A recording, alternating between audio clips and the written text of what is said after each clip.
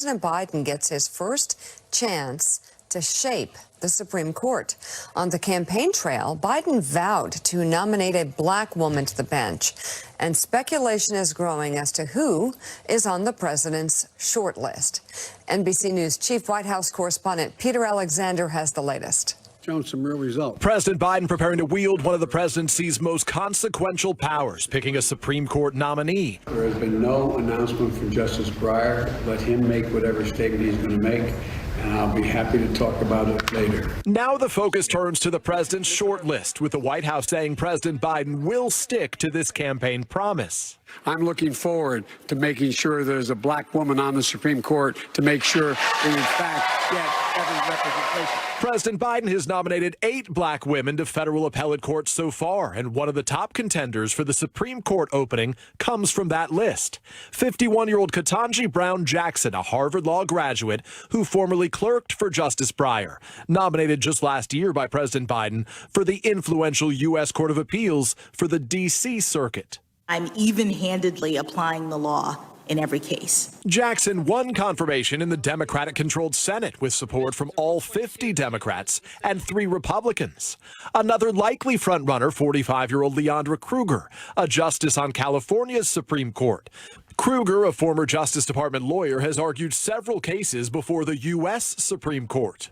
The White House brushing off speculation that President Biden might nominate Vice President Harris. The president has every intention, as he said before, of running for re-election, and for running for re-election with Vice President Harris on the ticket as his partner. The pick will not change the balance of the conservative court, but for President Biden, with inflation soaring, his agenda stalled, and poll numbers sinking, it's a chance for a much-needed political win. Joining us now, former Republican counsel to the House Government Reform and Oversight Investigative Committee, now a contributing editor for the GRIO, Sophia Nelson, and she's out with a new piece entitled "Joe Biden Must Put a Black Woman on the Supreme Court." And Sophia, that appears to be his promise, and some of the options were just put on the table by Peter Alexander, including the vice president, which would be quite an incredible thing. Yeah, good morning, Mika. It's great to see you. No, I don't think the vice president is going to be his choice. I think that's interesting punditry banter. I really like Justice Kruger from California, but I also think that if you're watching Jim Clyburn make the rounds on television, he's really pushing Judge Childs from South Carolina because he believes he can get the support of Lindsey Graham and Tim Scott. So I think it's a horse race. It's going to be a black woman, so I'm excited about that.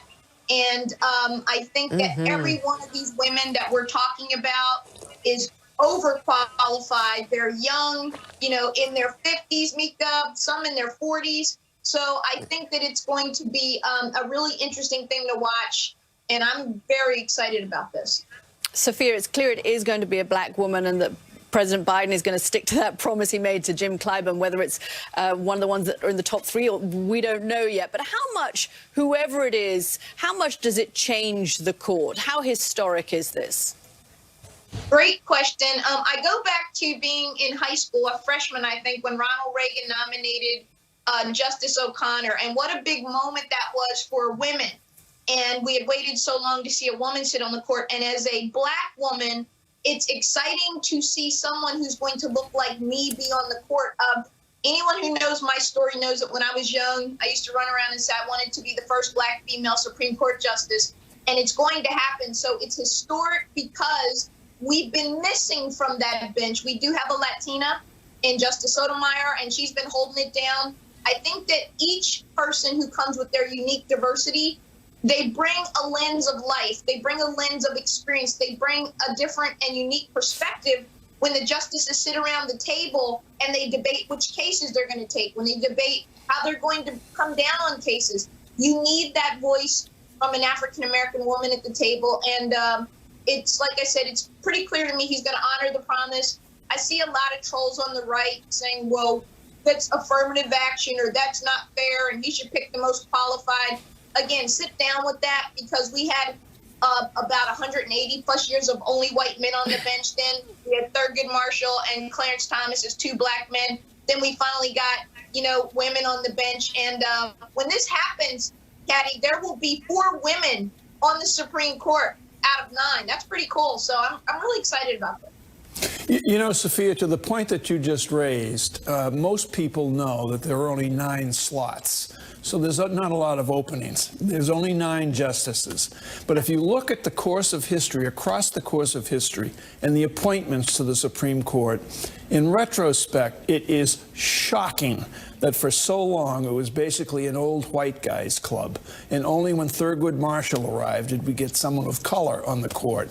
And I'm just wondering your thoughts on the present composition of the court and going forward, how this can reflect the country more readily and more realistically. Well, Thurgood Marshall was appointed the year I was born in 1967. So that, again, look at that from the context of the Civil Rights Act of 64, voting rights at 65. Then Johnson puts him on the court in 67. But to your question, this court reflects the great diversity of our great country. What a wonderful sight it's going to be to finally see a sister, a black woman on the court.